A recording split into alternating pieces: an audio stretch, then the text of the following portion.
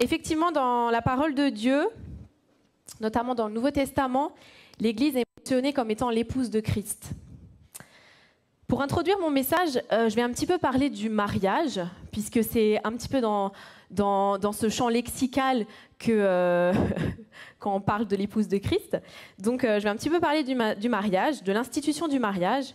Et on remarque dans la parole de Dieu que l'institution du mariage se passe avant la chute. En fait, l'institution du mariage, c'est le plan éternel de Dieu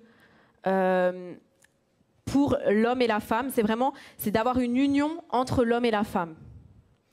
Dans Genèse 2, je vais illustrer mes propos, dans Genèse 2, verset 22, en hébreu, il est écrit « ish » pour nommer l'homme. Et la femme, c'est « isha ». J'ai fait un petit panneau, enfin voilà. C'est mon côté prof pour que vous compreniez, parce que quand on ne connaît pas du tout la langue hébraïque, c'est compliqué. Est-ce que vous voyez un petit peu tout? Tout le monde arrive à voir ce qu'il y a écrit ou pas? C'est mieux comme ça? Donc, ish, là, c'est écrit en français. En hébreu, c'est comme ça. Donc, on lit de droite à gauche. Et donc, là, il y a écrit ish. Isha, c'est la femme. Isha. Aleph, Yod, Shin, Aleph, Shin, Hei.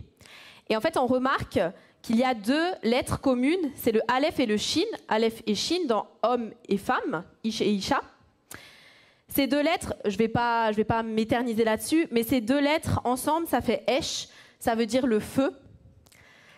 Et en fait, les deux lettres qui sont différentes dans ces deux mots, c'est ce que j'ai entouré, c'est le Hei dans la femme, Isha, et le Yod pour Ish, l'homme.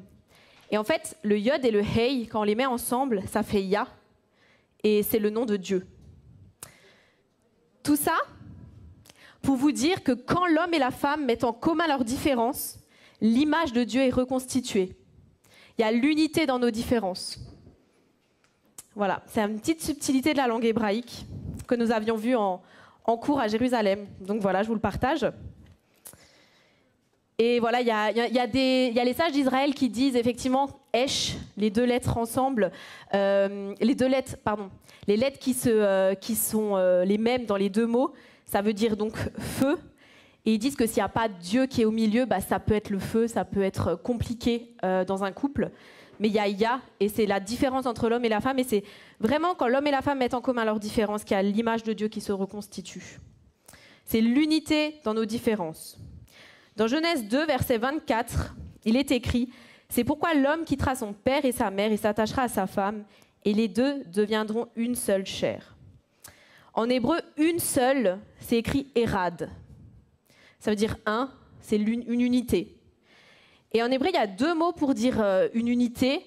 Il y a Erad, comme je viens de vous dire dans ce verset, et il y a Yarid. Yarid, c'est une unité qui est uniforme. Alors que Erad, c'est une unité qui est plurielle. Il y a la notion dans Erad, la notion d'unité, mais de complémentarité, de pluriel. Et en fait, le mot Erad est employé pour définir Dieu, notre Dieu, un.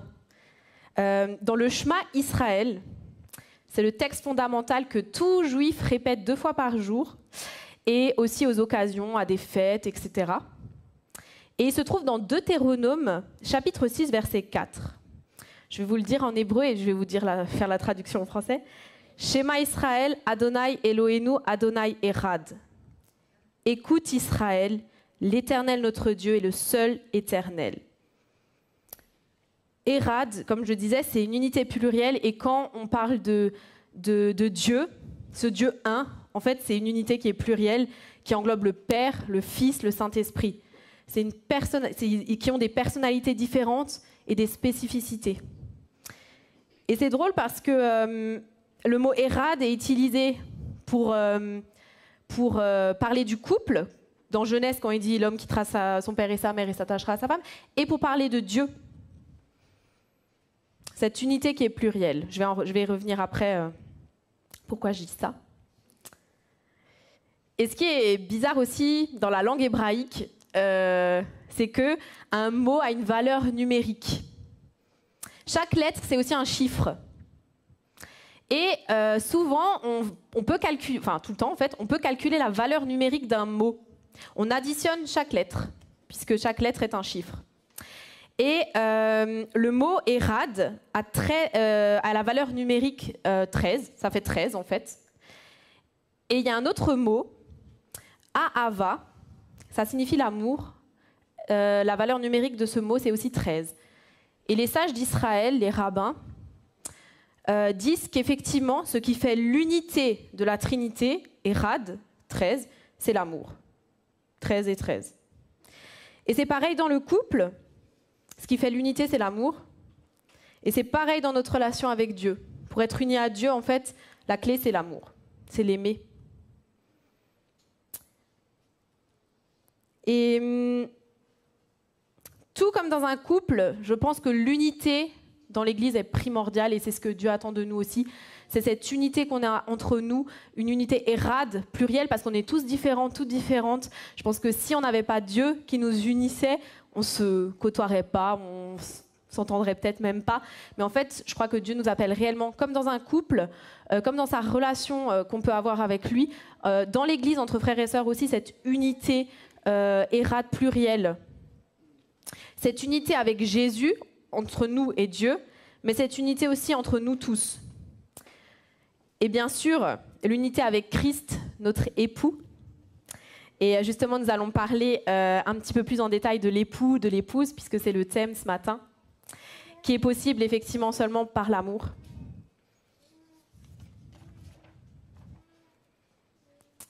Alors, avant de parler de l'Église comme étant l'épouse de Christ, j'étais obligée de parler d'Israël, parce que quand on parle de l'épouse de Christ, forcément il y a Israël qui vient, vous allez voir pourquoi. Je vais vous le décliner dans cette première partie. Comme vous le savez, Dieu s'est choisi un peuple. On peut voir ça dans l'Écriture. L'Écriture, c'est l'Ancien Testament. Je préfère l'appeler l'Écriture que l'Ancien Testament parce que pour moi, c'est pas daté, c'est pas ancien, c'est encore actuel aujourd'hui. Et la Bible de Jésus, c'était ça. C'était pas ancien, c'était l'Écriture. Et toutes les paroles auxquelles il se réfère, en fait, c'était dans l'Écriture, donc dans l'Ancien Testament. Et donc voilà, quand je parle de l'Écriture, sachez que c'est l'Ancien Testament. Donc Dieu s'est choisi un peuple et a fait alliance avec. On parle bien sûr du peuple d'Israël. Et une alliance, on peut comparer cela à un mariage. C'est pour ça qu'on s'échange nos alliances à un mariage. Et le contrat de mariage, c'est la Torah. La Torah, c'est les 5 premiers livres de la Bible. Dans, justement, l'Écriture, on remarque que le peuple juif est comparé à une femme. En l'occurrence, à une femme adultère même. On le remarque dans Osée, dans Ézéchiel. Israël est une femme adultère qui a allé vers les Baals. Alors les Baals, c'était des dieux des différentes peuplades. Il y avait les Cananéens, mais il y en avait d'autres. Il y en a tellement que je ne vais pas tous les dire. Mais c'était les dieux des peuplades avec lesquels le peuple juif cohabitait sur la terre. Aujourd'hui, on l'appelle terre d'Israël. Et en fait, le peuple juif est allé auprès de ces autres dieux. Et ce qui est drôle aussi, c'est qu'en hébreu, le mot Baal, il y a un jeu de mots avec. Le mot Baal, ça veut dire maître, mais ça veut aussi dire époux. Donc en fait, Israël a littéralement été infidèle à Dieu en allant auprès d'un autre époux, si on le lit comme ça, et en servant un autre époux. Et donc forcément, si on est dans le cadre du mariage, je parle toujours de ce champ lexical-ci. En gros, Israël a été infidèle, a trompé Dieu, si je puis dire. Et qu'est-ce que va faire Dieu ? Dieu, il va utiliser la loi pour ce genre de cas. Et dans la loi, dans la Torah, on parle de la répudiation.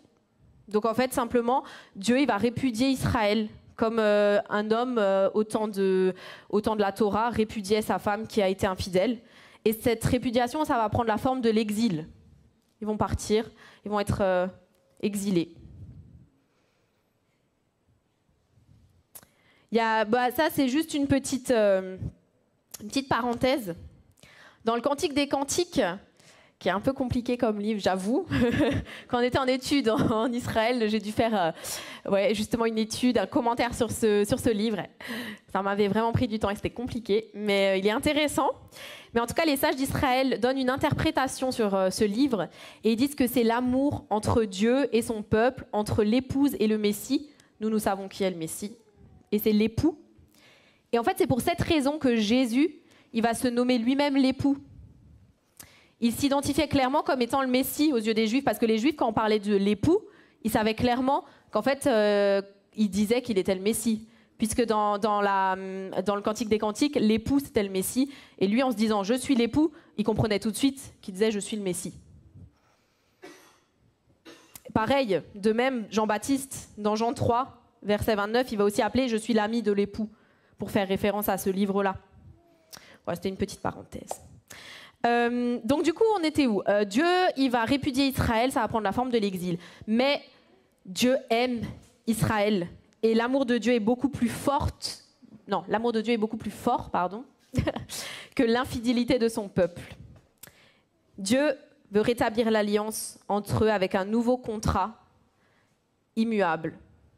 Il veut graver la Torah, il veut graver le contrat de mariage dans leur cœur. Dans Osée, chapitre 2, verset 14, il y a un verset qui dit « Je veux l'attirer et la conduire au désert, et je parlerai à son cœur. » En fait, ce verset, ça veut dire que Dieu veut reconquérir Israël. Ça prend justement la forme du retour d'Israël dans son pays, ce qui est arrivé il n'y a pas si longtemps de cela. Il veut l'attirer de nouveau au désert et parler à son cœur. En fait, il fait référence au désert, le désert du Sinaï, suite à l'Exode, sorti d'Égypte, où il y avait des temps de fiançailles, donc avant le contrat de mariage, quand ils ont eu la loi, la Torah, c'était le temps de fiançailles, et ça se trouve dans Jérémie, chapitre 2, verset 2, où il est écrit « Je me souviens de ton amour lorsque tu étais jeune, de ton affection lorsque tu étais ma fiancée, quand tu me suivais au désert. » À ce moment-là, le peuple d'Israël, ils avaient peut-être des difficultés, c'était compliqué, ils ne comprenaient pas, mais pourtant, ils étaient fidèles, ils suivaient Dieu, ils étaient fiancés, et ils avaient une relation avec leur Dieu. Et Dieu veut revenir à ça, et c'est pour ça qu'il leur dit « Je veux de nouveau l'attirer, la conduire au désert pour parler à son cœur. » Il veut reconquérir sa femme. Je sais, c'est bizarre comme ça. Je prends le même champ lexical, mais ça fait, pour qu'on puisse comprendre. Dans Jérémie 31, toujours Jérémie, versets 31 à 33, il y a écrit « Les jours viennent où je ferai une alliance nouvelle avec Israël. Pas comme l'ancienne, je mettrai ma loi dans leur cœur. » Et en fait, ce verset-là parle clairement de la fin des temps. Dans la Bible, quand il y a des formulations telles que « les jours viennent »,« ces jours-là »,« en ces temps-là », et ben en fait, ça fait référence forcément à la fin des temps. Et donc, en tout cas, je voulais parler vraiment de tout ça, de Israël, parce que dans l'Écriture, donc dans l'Ancien Testament, on parle d'Israël comme étant l'épouse du Messie, comme étant l'épouse de Christ. C'est Israël. Alors, je me suis dit, punaise. Mais alors, pourquoi on parle aussi de l'Église comme étant l'épouse ? Il y a aussi des versets dans le Nouveau Testament, je ne comprends pas trop. Parce qu'effectivement, dans le Nouveau Testament, dans Éphésiens 5 notamment, il est écrit que l'Église, c'est l'épouse de Christ. Du coup, je me suis dit, mais alors c'est qui vraiment l'épouse de Christ ? Israël, l'Église, je ne sais pas. En fait, c'est les deux. C'est les deux. Les chapitres précédents, Éphésiens 5, parlent de l'union entre les Juifs et les non-Juifs en Jésus-Christ. De toute manière, quand on lit un texte, il faut toujours regarder les chapitres précédents, les chapitres suivants, le contexte dans lequel il est écrit. Et en tout cas, les chapitres précédents, Éphésiens 5, ça parle vraiment de cette union-là entre juifs, non-juifs, en Jésus. En gros, nous, chrétiens non-juifs, parce qu'il y a des personnes qui sont de famille juive, hein, bien sûr, et ben nous sommes greffés sur Israël, comme c'est écrit notamment dans la parole de Dieu. Moi, j'ai pas le chapitre, le verset et tout ça, mais l'image de l'olivier, on est greffé dessus.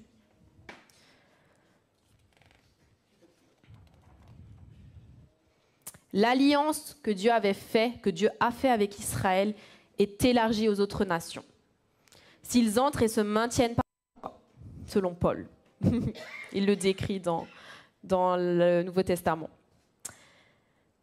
En faisant des petites recherches, j'ai remarqué, chose que je n'avais pas forcément remarqué personnellement, que dans Apocalypse, chapitre 7, versets 4 à 10, on parle des 144 000.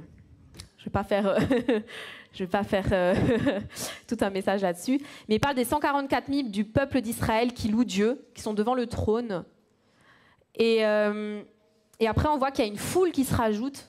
En deuxième étape, on voit les 144 000, c'est écrit. Et ensuite, une foule de toute nation, de tout peuple, de toute langue qui se joignent à cette louange. Et moi, je crois réellement que les 144 000, je vais y revenir après sur ce chiffre, c'est les personnes du peuple d'Israël qui sont sauvées. Et la foule de toute nation, de tout peuple, de toute langue, c'est nous, les chrétiens, qui se sont rajoutés, et c'est l'épouse. En fait, tous ensemble, c'est l'épouse de Christ. C'est pour ça que je dis que c'est les deux. C'est Israël et nous, l'Église. Petite précision, du coup, par rapport aux 144 000. Les 144 000, ça n'a rien à voir avec ce qu'une certaine secte annonce. Je ne dirais pas forcément le nom de cette secte, vous devez certainement connaître. En fait, le chiffre 12 en hébreu, ça veut dire c'est le chiffre de la plénitude. Et donc 12 000 de chaque tribu, ça fait 144 000. 12 000 de la tribu de Juda, c'est écrit dans Apocalypse, 12 000, 12 000, 12 000. Ça fait 144 000. En fait, ça représente la plénitude. La plénitude, c'est les personnes qui seront sauvées, qui font partie du peuple d'Israël. C'est la plénitude des personnes sauvées du peuple d'Israël. Ça représente ça, c'est juste imagé en fait. C'est pas 144 000 personnes, voilà, c'est une image. Donc voilà, le flou est résolu. Nous sommes aussi l'épouse de Christ. Nous sommes rattachés à Israël. Amen. On a de la chance. Dieu a ouvert à nous, qui n'étions pas de son peuple élu. Et là, je voudrais m'attarder plus profondément sur se préparer.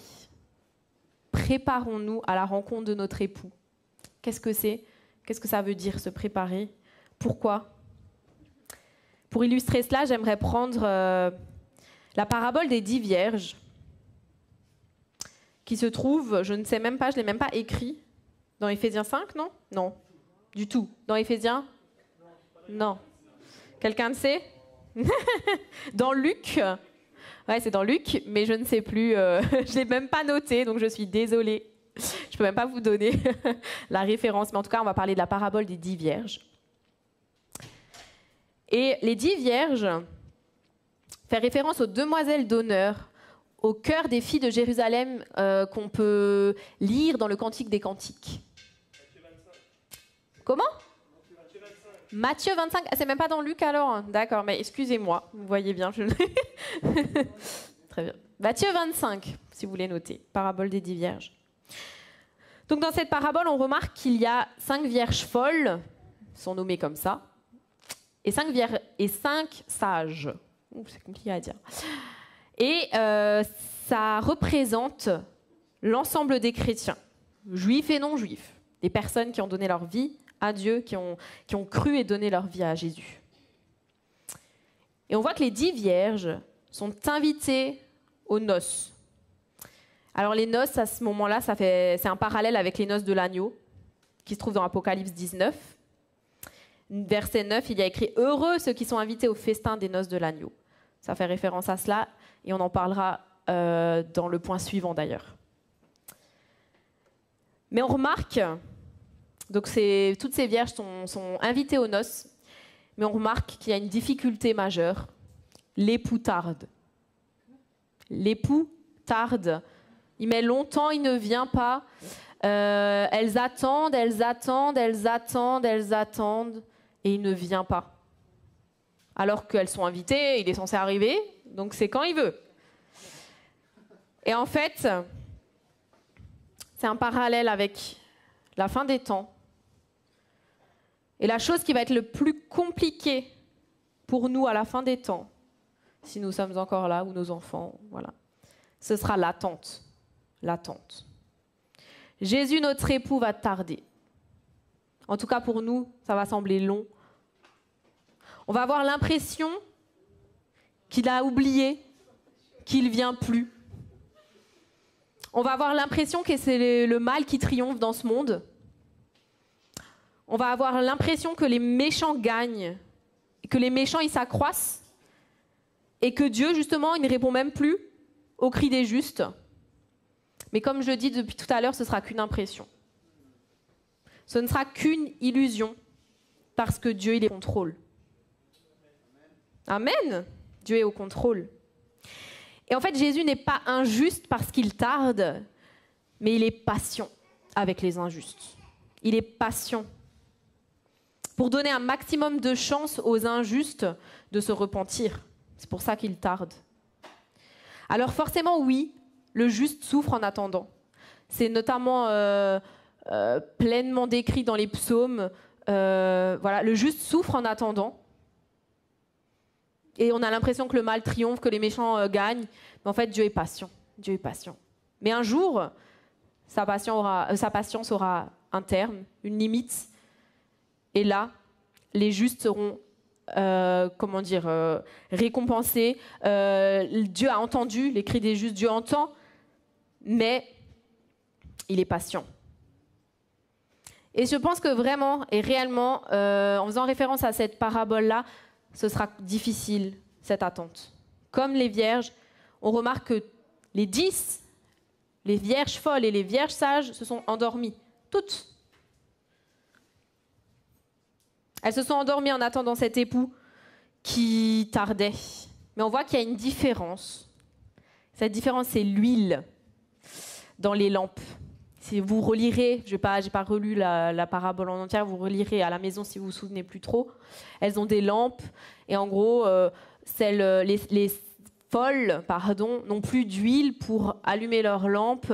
Et donc ne peuvent pas venir parce qu'il fait nuit noire, je pense qu'elles ne voyaient rien. Et alors que les sages avaient de l'huile, en plus, en rab, comme on dit. Donc la différence entre les deux, c'est l'huile. Mais c'est quoi l'huile? Parce que ce n'est pas nommé. Qu'est-ce donc?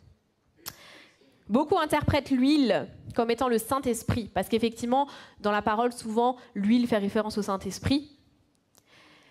J'ai fait pas mal de recherches et je veux aussi remercier, il est décédé, mais Jean-Marc Taubois, qui était un homme de Dieu, qui a écrit pas mal d'ouvrages, notamment celui-ci. Bon là, je ne l'ai pas utilisé pour ce message, mais j'aime beaucoup, beaucoup, beaucoup ce livre aussi. Donc écrivain, homme de Dieu, il a fait ses études en Israël, il parlait couramment hébreu, enfin voilà, vraiment très, très intéressant. Et je trouvais sa vision des choses sur l'huile intéressante, alors je vous le partage. Selon lui, l'huile, ce n'est pas le Saint-Esprit, et je vais expliquer pourquoi. Les paraboles précédentes et les suivantes sont toutes en rapport les unes avec les autres. N'oubliez pas, quand on prend un texte toujours dans un contexte, il faut toujours regarder un peu avant-après. Et avant-après, il y a la parabole des talents, il y a la parabole des brebis et des boucs, il y a la parabole du serviteur fidèle. Je ne vais pas revenir dessus, vous pourrez les lire si vous voulez à la maison. Mais tout ça, ça se suit, ça se précède, avec les vierges folles qui sont, et sages aussi, cette parabole au milieu à peu près. Et dans ces paraboles, il y a écrit justement ce que les justes font. C'est écrit, c'est nommé. Alors lui, du coup, il fait le parallèle et il dit si on nous dit ce que les justes font pour, en gros, ce qui représente l'huile, eh ben, on va prendre comment dire, attendez, je m'exprime mal. Vous n'allez rien comprendre là, ce que je dis. Je reprends. Dans ces paraboles-là, il est écrit ce que les justes font. Par exemple, dans la parabole des talents, il y a écrit que les justes font fructifier les talents reçus. Dans la parabole des brebis et des boucs, à la fin, il y a écrit « J'ai eu faim, vous m'avez donné à manger. J'ai eu soif, vous m'avez donné à boire. J'étais nu, vous m'avez vêtu. » Dans la parabole du serviteur fidèle, il y a écrit « Vous m'avez donné à manger ». On donne la nourriture. En résumé, ça veut dire que la personne juste, à chaque fois dans ces paraboles, elle travaille pour le royaume de Dieu de façon concrète. Elle a donné à manger, à boire, elle a fait fructifier le talent qu'elle a eu, voilà. Et donc lui, par extension, ce qu'il dit, et ce que les sages d'Israël apparemment disent, c'est que les vierges sages, ce qu'elles ont en plus, c'est qu'elles n'ont pas juste donné leur vie à Jésus et puis après, voilà, je vis ma vie sans me soucier de Dieu, et puis voilà, j'ai donné ma vie un jour à Dieu, mais basta. Mais en fait, c'est j'œuvre pour mon Seigneur durant ma vie. Je me donne de moi-même ici-bas pour Dieu. Je travaille à l'œuvre de Dieu. Est-ce que vous me suivez? Est-ce que vous avez compris? C'est un peu compliqué? Ok. Alors que les folles, en gros, si on veut interpréter les folles, ça peut être des personnes chrétiens qui ont donné leur vie en fait à Dieu, clairement. Là, je ne parle pas du tout du salut, vous êtes sauvés, pas sauvés. Hein. Je parle, ils sont invités aux noces, c'est pas la même chose. Et en fait, ces folles, elles ont donné leur vie à Dieu, et puis après, basta, elles vivent leur vie, et puis voilà. Alors que les sages, la différence, c'est qu'en fait, elles œuvrent pour le royaume, elles donnent d'elles-mêmes pour le royaume, elles ont envie de faire plaisir à leur maître. Elles ont entretenu, merci Corinne, tout à fait, elles ont entretenu leur relation. Effectivement, quand tu n'as pas de relation, il n'y a pas d'action pour lui non plus. Donc oui, tout à fait. Et l'époux dira aux folles, « Je ne vous connais pas ».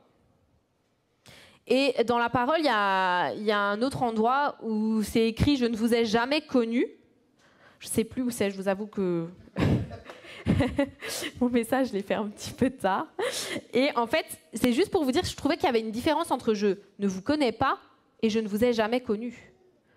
C'est pour ça que je dis bien, ces 5 vierges folles et ces 5 vierges sages, elles sont chrétiennes. Ce sont des chrétiens, ça représente des chrétiens. Dieu, l'époux, oui donc par extension le Messie, Jésus, dira « Je ne vous connais pas » parce qu'effectivement, il n'y avait peut-être pas de relation, de réelle relation entre eux. Il n'y avait peut-être pas, voilà, je me donne de moi-même pour toi, pour l'œuvre, etc. Il ne dit pas « Je ne vous ai jamais connu ». Voilà, c'était juste pour faire la différence. Quand le Fils de l'homme viendra, trouvera-t-il encore la foi sur la terre? C'est dans Luc 18 et c'est dans la parabole du juge inique qui est notamment, enfin qui est aussi liée en fait. Toutes ces paraboles-là sont liées, parlent de la même chose, à peu près. La notion de se préparer. Est-ce que quand il reviendra, alors qu'il tarde, alors que c'est long, alors qu'on aura l'impression que tout est noir et tout est ténèbres, est-ce qu'il y aura encore la foi sur la terre? C'est la question que Dieu nous pose ce matin. Est-ce qu'il trouvera encore la foi sur la terre quand Jésus reviendra? Dans la Bible, Dieu ne nous donne pas de moment précis de son retour, et je pense que c'est vraiment fait exprès. Mais il nous rappelle maintes et maintes fois de garder la foi, de nous préparer pour être prêts.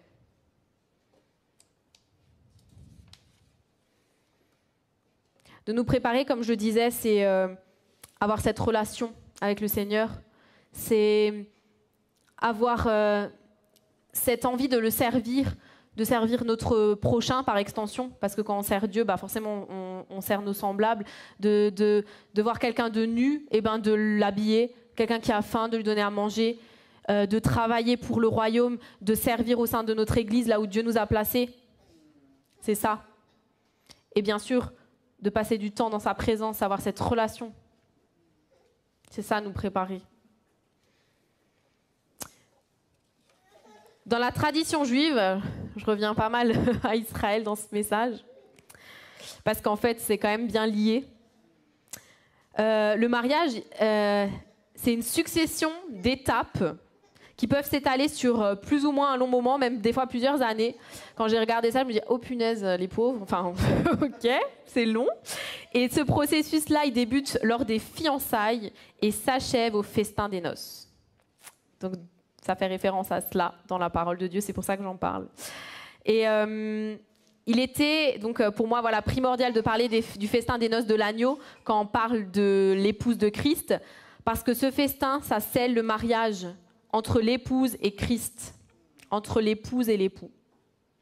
Alors si jamais, je pourrais vous le transmettre, il est très intéressant. J'ai trouvé un tableau qui parle du mariage juif avec les différentes étapes. Donc il y en a vraiment beaucoup, hein, il y a quand même 5 feuilles, donc il y a beaucoup d'étapes dans le mariage juif, où c'est décrit et qui parle vraiment de l'épouse dans un mariage juif et qui fait parallèle avec l'Église. Et c'est vraiment intéressant et ceux qui le souhaitent, je peux vous l'envoyer par mail ou voilà, vous me le direz et pas de souci. Voilà. Voilà. Petite parenthèse. Voilà, donc effectivement, on va parler des noces de l'agneau, puisque ça scelle le mariage. Dans Éphésiens, chapitre 5, versets 25 à 26, il y a écrit « Marie, aimez vos femmes comme Christ a aimé l'Église ». Celui-là, pas mal, vous le connaissez. Et s'est livré lui-même pour elle, afin de la sanctifier par la parole, après l'avoir purifiée par le baptême d'eau. Philippe en avait un petit peu parlé il y a 2 semaines de ce passage. Et c'est la version grecque là que je vous ai lue. Et en fait, le baptême d'eau, ici, fait référence au mikvé. Comment vous décrire ça? Le mikvé, c'était un bain rituel, c'est encore en fait, actuellement en Israël, dans la tradition juive. C'est un bain rituel que la future épouse, par lequel elle doit passer en fait. Et ça représente, c'est un symbole, hein, c'est pas le bain qui va la purifier réellement, mais c'est un symbole de purification. Elle va dans ce bain avant son mariage pour, comme dire, je laisse mon ancienne vie et je vais me préparer maintenant, je vais devenir une épouse, je vais me préparer, je vais me purifier pour mon mari, je vais me mettre à part pour lui. Et ça fait référence pour nous chrétiens au baptême d'eau, forcément, et où je laisse de côté mon ancienne vie et je montre à tous que je veux changer. C'est une notion aussi de purification, le baptême d'eau. C'est un symbole, hein, c'est pas l'eau qui va nous purifier, c'est un symbole, on est purifié par Jésus. Mais voilà, c'est un parallèle et c'est vraiment pour vous montrer qu'il y a pas mal de parallèles dans la parole de Dieu entre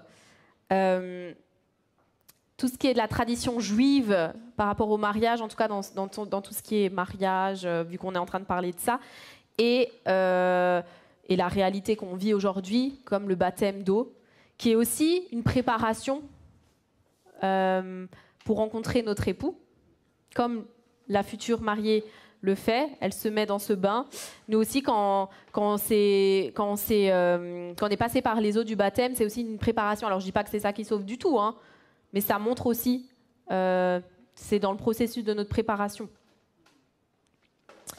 Bref, j'ai dit que je vous parlerais du festin des noces de l'agneau. Alors pour ça, comme je disais, il faut connaître des coutumes nuptiales à l'époque de Christ. Alors j'ai dit qu'il y en avait beaucoup là dans le tableau. Il y en a, franchement, je n'ai même pas compté, mais je pense qu'il y en a au moins 15. Mais moi, je vais vous résumer en 3 grandes phases pour que vous arriviez un petit peu à comprendre. En gros, la première grande phase dans un mariage juif, en tout cas au temps de Jésus, c'est les parents des 2 mariés signent un contrat de mariage. Les parents du marié, ou même le marié lui-même, payaient une dot à la mariée ou à ses parents. Souvent, c'était à ses parents. Et cette dot marquait le début des fiançailles. Ce qui est drôle aussi, c'est que à cette époque, quand on était fiancé, en fait, on était déjà engagé. Si la jeune femme finalement ne voulait plus être avec cet homme, c'était déjà de l'adultère. Ils s'étaient déjà engagés l'un envers l'autre. L'homme, c'est pareil. S'il allait voir ailleurs ou j'en sais rien, il la trompait. Alors qu'ils étaient fiancés, mais ils s'étaient déjà engagés. Ça montre bien aussi le parallèle avec l'Église aujourd'hui. On est fiancés à Dieu. Et en fait, on lui appartient déjà. Voilà. Deuxième étape, grande étape, environ 1 an après, hein, le marié, accompagné de ses amis ou garçons d'honneur, aujourd'hui on dirait, ils se rendent chez la mariée à minuit, donc dans la nuit, on voit rien, et ils créent une procession avec des flambeaux. Et elle, la mariée, elle le savait, elle était préalablement informée et elle se tenait prête avec ses demoiselles d'honneur, ou voilà, ses filles d'honneur, vous voyez, il y en avait déjà à l'époque. Et elle rejoignait la parade que le marié avec ses garçons d'honneur faisait, et elle marchait jusqu'à la maison du marié, où là, le marié et la mariée consommaient leur mariage, on va dire. Et en fait, cette coutume-là, c'est vraiment le cadre de la parabole des 10 vierges. C'est ça qui se passe dans cette parabole-là. Donc si on ne connaît pas trop les coutumes, c'est vrai qu'on ne comprend pas trop pourquoi c'est dans la nuit, pourquoi il y a des flambeaux, enfin voilà.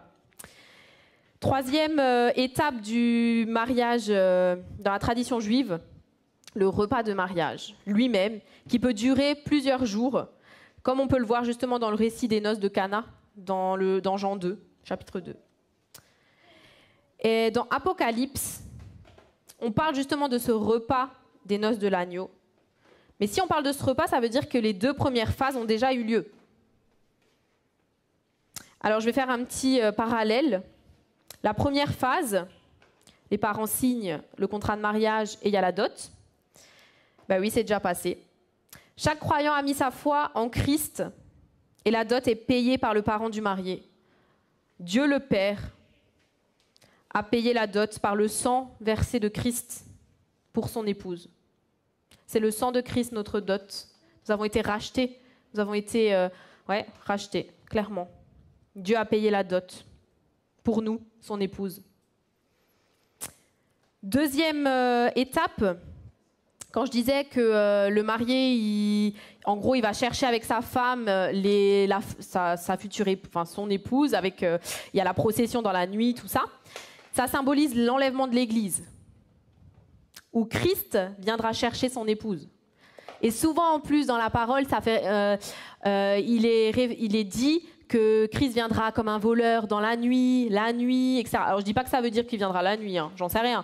Mais je pense que ça fait référence aussi à cette coutume-là, où le marié venait la nuit chercher son épouse.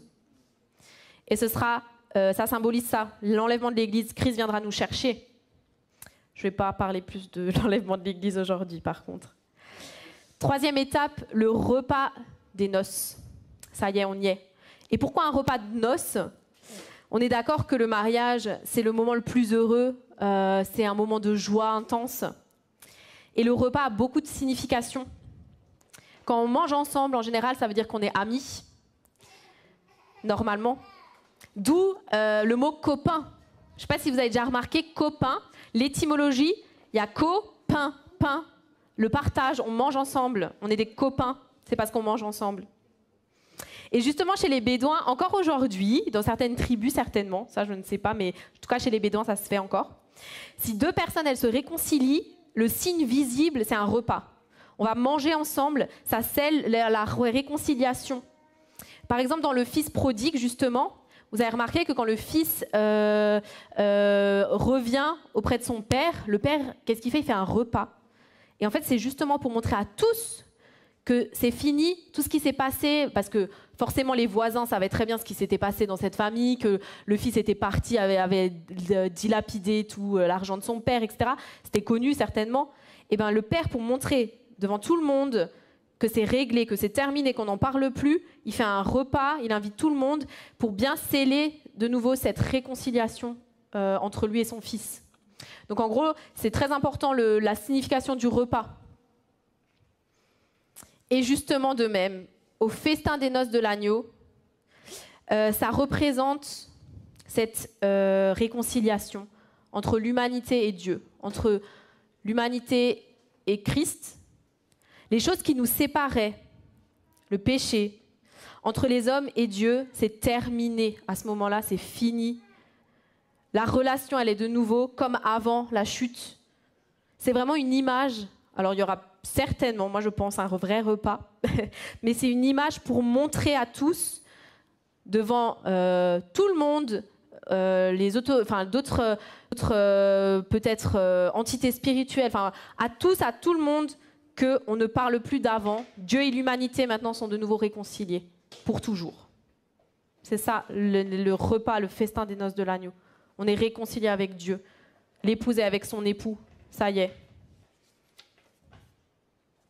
Alors moi, personnellement, quand je vois ça, je me dis, waouh, j'aimerais trop, j'ai trop hâte de voir s'accomplir ce moment glorieux, d'être là, d'être présente, pas juste de le voir d'ailleurs, d'être présente à ce repas des noces de l'agneau. Mais effectivement, avant cela, j'ai envie de nous exhorter, je m'exhorte moi-même, à nous préparer. Parce que je pense que les temps qui sont devant nous ne vont pas être des temps faciles. Vont pas être des temps des plus joyeux. Alors bien sûr, il y a de la joie qui est là, je ne veux pas dire que tout est noir. Mais je crois que les mœurs vont évoluer encore et encore dans le mauvais sens. Je crois qu'on va encore de plus en plus mettre Dieu dehors de notre société, dans nos sociétés. Je crois que le mal va davantage dominer de ce qui domine déjà maintenant, parce que quand on voit certaines lois qui sortent, on se dit comment c'est possible. Et on va avoir l'impression que le mal domine, que le mal triomphe, comme je l'ai déjà dit avant, mais ce ne sera qu'une illusion. Et vraiment, j'ai envie de nous exhorter à être prêts. Soyons prêts parce que Jésus va revenir nous chercher, va revenir chercher son épouse dans la nuit. Ça veut dire qu'on s'y attend pas. Personne s'y attend. Les vierges folles et les vierges sages s'endorment. Personne s'y attend. Tout le monde sera surpris. Son épouse et les autres. Tout le monde. Mais du coup, en attendant notre travail, la chose qu'on doit faire, c'est nous préparer. Préparons-nous. Mettons Dieu vraiment en premier dans notre vie parce que c'est le plus important. Et pas seulement dans notre tête, oui, Dieu est là et tout ça, mais dans nos actions, comme je disais, dans nos actions. Concrètement servir Dieu. Parce que la foi et les œuvres vont ensemble. Ça fait qu'un. On ne peut pas dire j'ai la foi si j'ai pas les œuvres. On ne peut pas dire j'ai la foi si j'ai les œuvres, mais enfin on peut pas dire je fais que des œuvres mais il y a rien dedans, ça marche pas. Voilà, vraiment travaillons ensemble sur la relation avec notre Dieu et sur l'action pour lui. En général, la relation c'est plus personnel avec notre Dieu, mais l'action c'est pour les autres, c'est pour mon église, c'est pour mes frères et sœurs, c'est pour les personnes qui sont dehors qui ne le connaissent pas. Et voilà, je voudrais vraiment qu'on puisse prier par rapport à ce que je viens de dire. Je vais conclure en priant. Ouais, Seigneur, merci. Merci parce que c'est vrai, tu reviens bientôt. Tu l'as dit, Seigneur, dans ta parole. Tu es celui qui est, qui était, qui sera. Tu es là, tu es vivant, comme nous l'avons chanté encore ce matin. Merci parce que tu nous as rachetés, Seigneur, comme une dot. Merci parce que ton sang versé, c'est notre dot, Seigneur. Merci. Et Seigneur, en retour, nous voulons te mettre à la première place dans notre vie, Seigneur. Seigneur, nous voulons participer à ce festin. Nous voulons être cette épouse glorieuse pour toi. Mais Seigneur, aide-nous à nous préparer, à te mettre en premier dans notre vie. Alors que notre quotidien n'est pas tout le temps facile, c'est vrai. On le disait ce matin, la vie avec toi, c'est pas tout rose. C'est pas un long fleuve tranquille, mais tu es là. Et Seigneur, merci parce que tu es notre espérance. Oh Dieu, par ton action, Saint-Esprit, vraiment, aide-nous à marcher dans tes pas, à marcher dans tes voies, à te mettre en premier dans tout ce qu'on fait, dans nos actions, Seigneur. Peut-être que certaines personnes ici ont la foi, mais les œuvres manquent. Seigneur, donne-nous d'œuvrer pour ton royaume. Peut-être que certaines personnes font beaucoup de choses, mais en fait, au fond, c'est creux et puis la relation n'est plus trop là où on est éloigné. Seigneur, rapproche-nous de toi. Parce que ce qui est important, le but de notre vie, c'est ça. C'est que tu vas venir nous chercher, Seigneur. C'est de venir à ta rencontre.